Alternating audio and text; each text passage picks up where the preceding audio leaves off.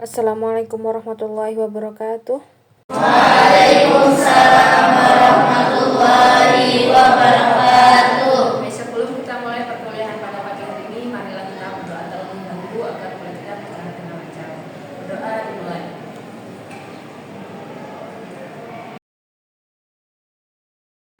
Baik, kali ini saya akan absen. Silahkan menggunakan barcode yang sudah terpampang pada layar monitor ya.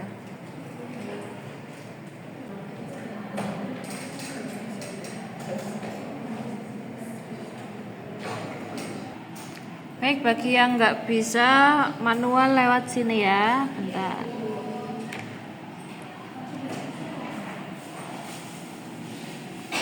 Oke, di sini Tiara Eka di mana?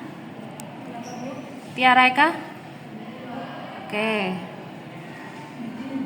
Ananda. Oke. Dita. Ya. Hendy. Apa ya? Izin suratnya? Di grup, oke. Muhammad Al-Fadli. Izin, udah ada di WhatsApp grup. Muhammad Al-Fatih. Oh itu, oke. Niken. Yesi. Izin ngapa? Ada juga suratnya. Yosar. Zainita. Acara apa tah? Festival Islamic Banking. Oh, sampai kapan? Hari ini kan. Oke. Baik. Kali ini kita mau pelajari tentang batalnya dan berakhirnya khotbah. Sebelum kita masuk ke perkuliahan tema kuliah hari ini, coba saya mau breaking terlebih dahulu ya.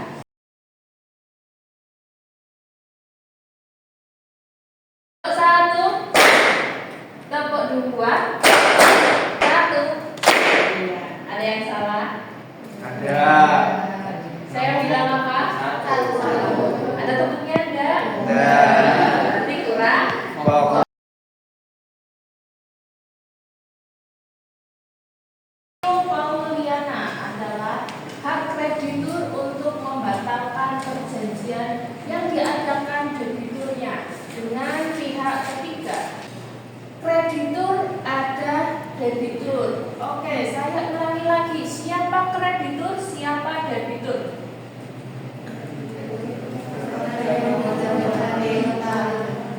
Kreditur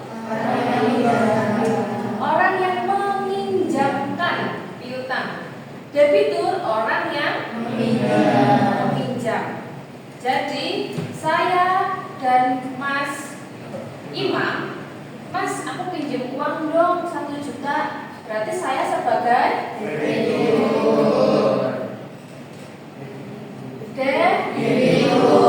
Mas Imam sebagai kreditur. Jadi Mas Imam memberikan saya uang 1 juta sebagai kreditur. Saya penerima uang itu meskipun saya pinjam. Saya namanya debitur. Oke ya, selesai sampai sini. 1131 BW Berkelimbangan ya, atau kita undang-undang hukum perdata. Nah, itu mengatakan segala kebendaan milik debitur, baik benda yang bergerak maupun yang tetap. Benda bergerak itu contohnya apa? Kendaraan ya, mobil, motor yang bergerak itu yang bisa berpindah-pindah. Kemudian maupun yang tetap artinya apa? Seperti sertifikat tanah bentuknya ya, rumah, kayak gedung, atau yang akan ada nantinya seperti itu ya. Nah, di kemudian hari menjadi tanggungan untuk segala perikatan seseorang. Ditetapkannya kekayaan seseorang itu menjadi jaminan dari utang-utangnya, mengakibatkan debitur tidak dapat berbuat secara bebas terhadap kekayaannya. Jadi kalau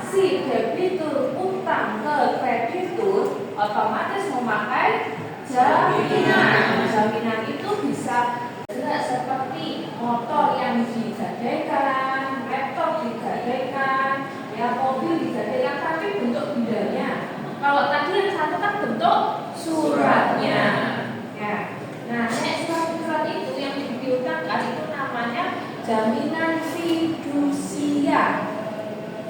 Ya, jadi surat yang dijaminkan itu namanya jaminan fidusia. Nah, kemudian ketika jaminan itu ditetapkan sebagai jaminan hutang, otomatis si kreditur nggak bisa dong cawe-cawe. Tak pakai dulu lah motornya. Tuh, aku masih butuh laptop nih, ya kan? Atau sertifikatnya udah digadaikan, udah buat jaminan. Tiba-tiba saya butuh sertifikat itu mau saya jual orang lain, gitu ya. Nah, itu harus ada perjanjian khusus ya ke pihak banknya, si krediturnya, boleh atau tidaknya, kayak gitu ya. Kalau misal untuk keperluan kantor atau untuk memperpanjang pajak motor, ya kan, 5 tahunan itu kan butuh BPKB. Nah, maka kalian sebagai debitur pergi ke kreditur si banknya itu. Nah, kemudian minta tolong saya butuh BPKB-nya, tapi nggak langsung dikasih. Nah, berakhirnya kontrak ini namanya berhenti ya. Berakhir ya, berakhir selesai ya. Nah, itu dengan apa? Pertama, pembayarannya tidak lunas, ya kan. Kemudian karena penawaran pembayaran tunai diikuti dengan penyimpanan atau penitipan, karena pemberharuan utang diperbaharui. Utangnya itu bisa berakhir dan dimulai lagi yang baru, kayak gitu kan, diperbaharui. Terus karena penjumpaan utang atau kompensasi, ya, karena pencampuran utang, dicampur ya, karena pembebasan utang, karena musnahnya barang yang terutang. Nah, barangnya ini yang jadi jaminan lagi bisa musnah. Terus gimana nih jaminannya? Kan jaminannya musnah, harusnya kan sudah berakhir ya, tapi dia berarti apa? Kalau ikat janji, bahasanya apa? Bahasa kontraknya? Ikat janji,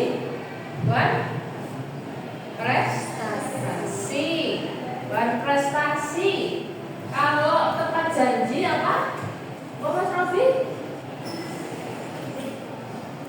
Kalau menepati janji artinya sudah berprestasi.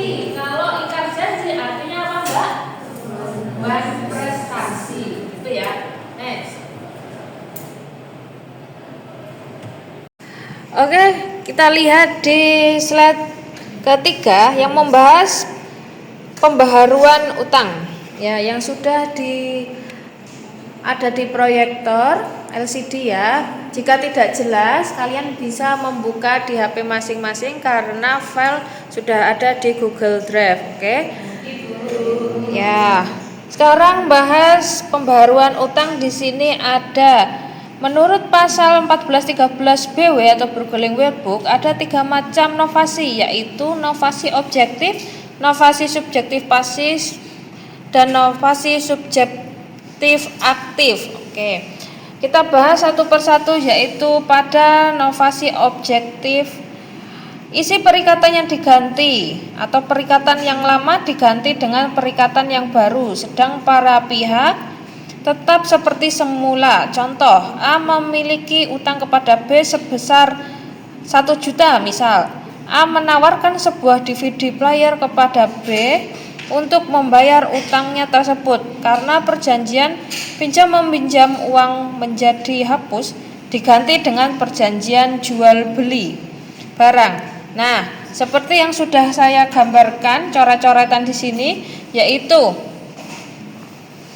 ya, yang ada di sini berarti ya bagian sini ya. Nah, ini ya.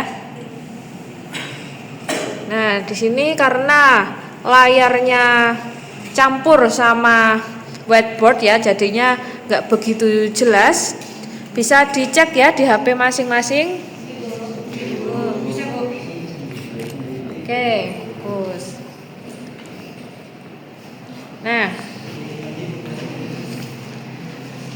maka NO itu atau novasi objektif artinya pinjam, awalnya pinjam menjadi jual beli, gitu ya. Jadi misalnya saya sebagai dosen pinjam kepada mahasiswa Mbak Laili ini 1 juta, kemudian saya tidak bisa membayar karena saya tidak memiliki uang, lagi belum gajian nih Mbak, tapi saya punya HP, boleh nggak saya tuker pakai HP ini? Ya, boleh. Ya, ini namanya novasi objektif. Oke, bagus. Gitu ya.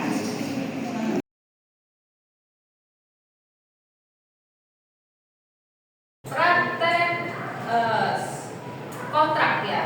Buatlah membentuk satu kelompok terdiri dari 4 mahasiswa. Oke, silakan membentuk kelompok masing-masing sesuai dengan yang sudah dibagikan kemarin.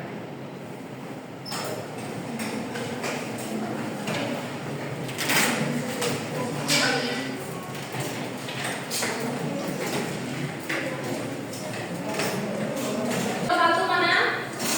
Oke, kelompok 2. Kelompok 3. Ya, kelompok 4. Ya, kelompok 5. Oke.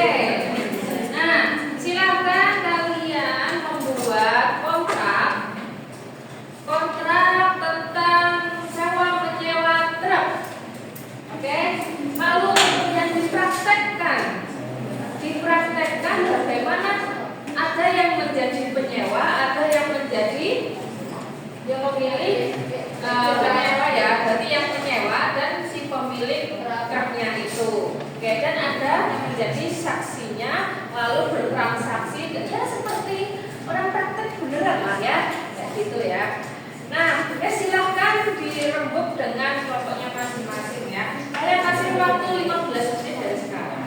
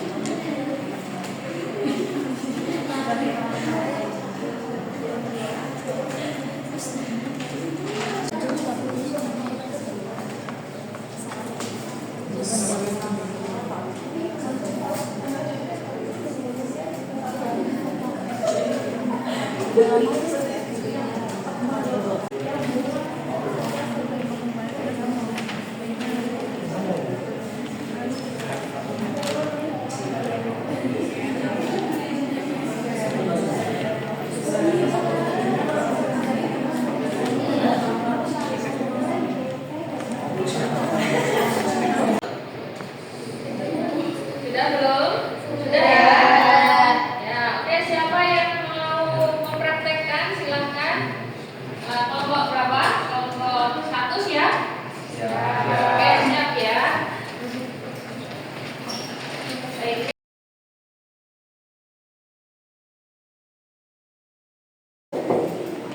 Permisi, dan silakan masuk.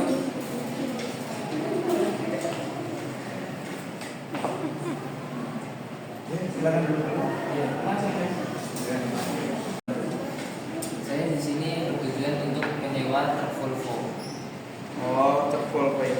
Nah, kami di sini memiliki truk Volvo dengan berbagai merek. Yang pertama itu ada merek F16 dan merek FMX Volvo ya.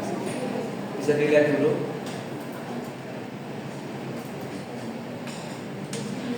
Baik mas, saya memilih yang truk Volvo F16 mas. Nah, ini mau disewa berapa bulan atau berapa tahun ya? Saya menyewa 1 tahun. Oh, 1 tahun. Nanti Ini tuh F16 itu ada di garasi belakang. Jadi nanti kalau misal kita sudah setuju atau deal, nanti bisa ada pegawai yang berkesi. Untuk asuransinya itu gimana ya? Untuk servisnya itu ditanggung sendiri apa udah ada tanggung jawab?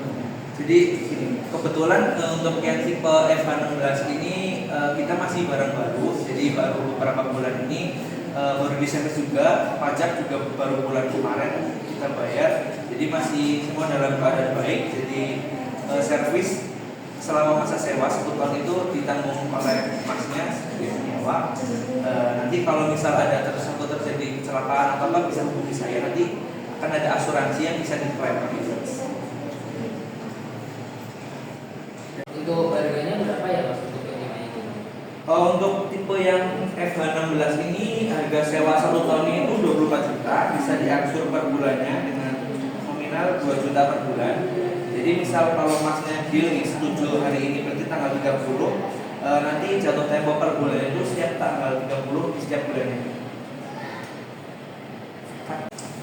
Untuk penyewaan itu untuk apa ya, dan untuk pengaruh Itu buat ngangkut sawit Mas di Kalimantan. Oh, ngangkut sawit di Kalimantan ya. Oke. Kalau masnya setuju tadi kan kita asuransi udah bisa diklaim, jadi ada asuransi sama servis selama masa sewa kan nanti ditanggung sama masnya. Ya. Jadi kalau masnya setuju boleh minta kartu identitasnya.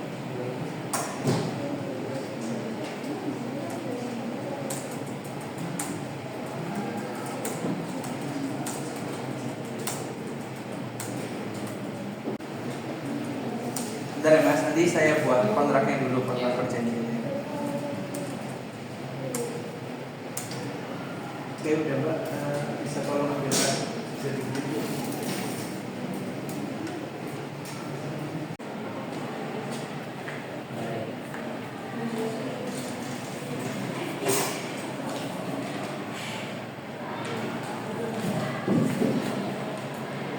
Oke, ini kontraknya ya Mas sama kartu identitasnya, bisa dibaca dulu.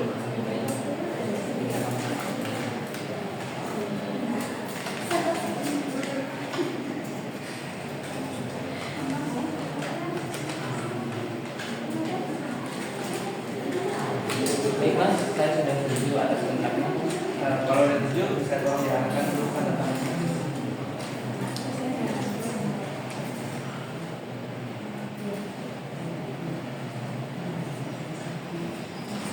Mas saksinya ya, sebagai saksi bisa di sebelahnya.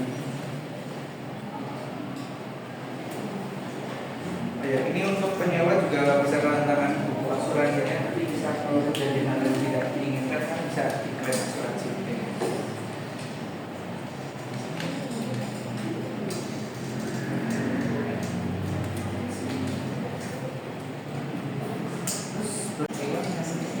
Ya baik, masnya udah setuju ya, kontrak juga saya sudah terima. Saya telepon pegawai saya dulu. Mas tolong bawain truk yang tipe F16 ya, dibawa ke depan, ada udah yang melewati. Ya. Baik Pak, saya akan bawa ke depan. Ya silakan masuk.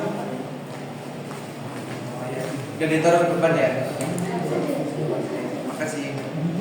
Baik Pak, sebagai tanda itu ya dokumentasinya dulu, kita bisa.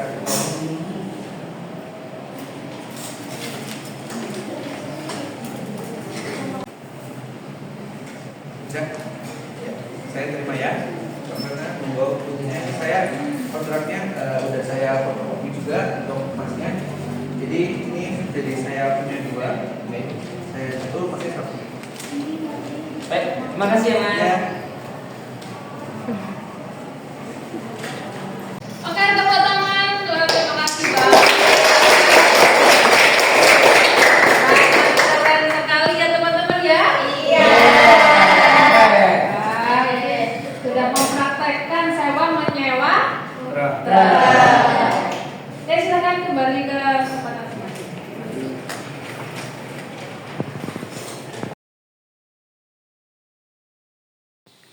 Oke, jadi apa kesimpulan mata kuliah hari ini apa? Ya, berakhirnya kontrak ada karena pembayaran kemudian karena pembaharuan utang atau novasi, kemudian karena perjumpaan utang atau kompensasi, dan lain-lain. Nah, untuk menghindari perselisihan di kemudian hari, sangat penting untuk membuat perjanjian sewa-menyewa ya, secara tertulis dan mencantumkan semua kesepakatan yang telah disepakati oleh kedua belah pihak. Perjanjian tertulis ini akan menjadi bukti yang kuat jika terjadi sengketa, oke?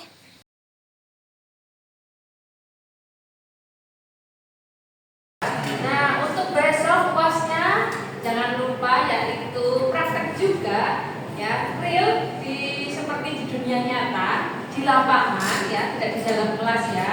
Jadi yang mau praktek sewa menyewa motor berarti ada motornya, yang praktek sewa menyewa mobil ada mobilnya, atau mau jual beli tanah berarti ada tanahnya.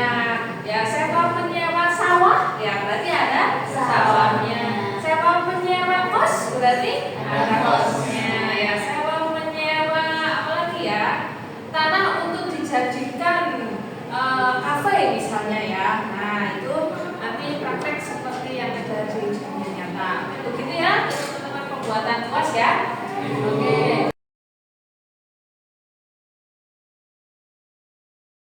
Coba saya mau ekspresi lagi ya. Biar semangat siang ini kita nggak pro-pro ya. Tepuk 3. Oke. Tepuk 1. Tepuk 2. 1. Iya, berarti masih konsentrasi ya.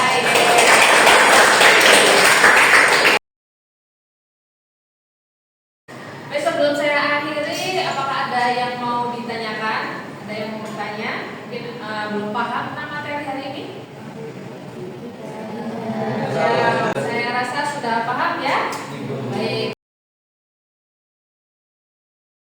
Kalau gitu, kita akhiri saja materi pada siang hari ini dengan bacaan hamdalah dan doa kafaratul majelis bersama-sama.